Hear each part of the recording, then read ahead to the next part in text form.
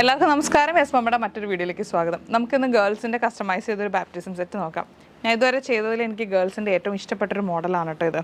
Of white colour, നമ്മളെല്ലാം കണ്ടത് white ഷീറ്റിലായിരുന്നു. Of white സാറ്റിനിൽ finishing വരുന്ന ഒരു ഫ്രോക്കാണ്.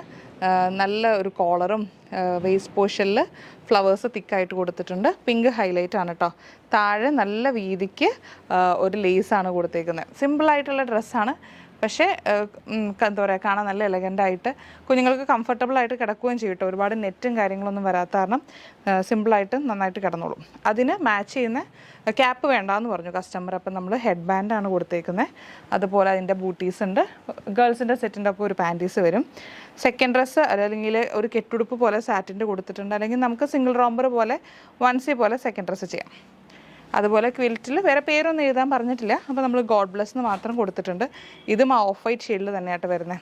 അതുപോലെ ക്രൗണും ഉണ്ട്, ക്യാൻഡിലും ഉണ്ട്, എല്ലാം ഒരു പിങ്ക് ഹൈലൈറ്റിൽ.